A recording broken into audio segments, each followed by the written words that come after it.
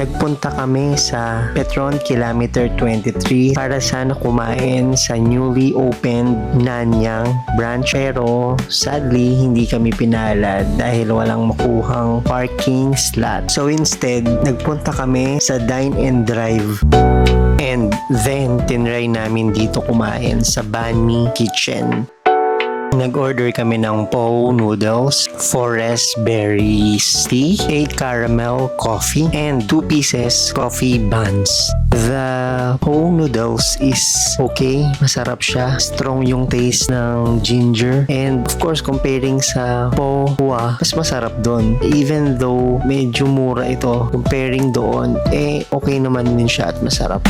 Forest berries tea, it's just syrup. Manamis-namis siya, pero nakakatuwa siyang inumin kasi nakaka-refresh. Actually, nagustuhan niya nung isa sa mga anak ko na si Alon yung po noodles at naubos niya ito.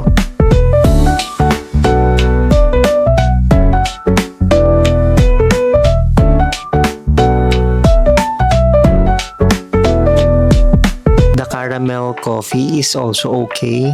Nothing special naman, pero masarap pa rin.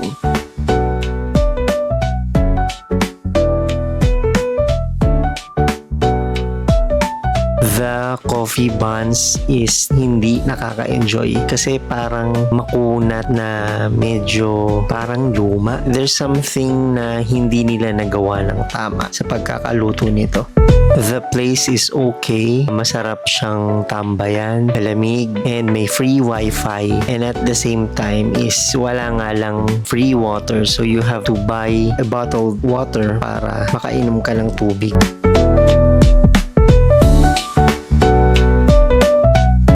Sa nagkikrave yung wife ko ng coffee buns, we have decided na itry yung sa Cafe France because she knows na masarap talaga yung coffee buns dito. And true enough, hindi kami nabigo. Masarap na masarap yung coffee buns dito comparing dun sa Banh Mi Kitchen. Maybe because syempre specialty talaga ng Cafe France yung mga tinapay.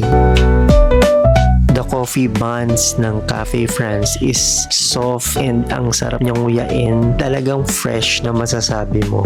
Walang-wala kung i-compare mo yung coffee buns ng Banh Mi Kitchen, which is understandable. So ayun lang. Please do like, share, and subscribe for more contents like this. Thank you for watching and God bless us all.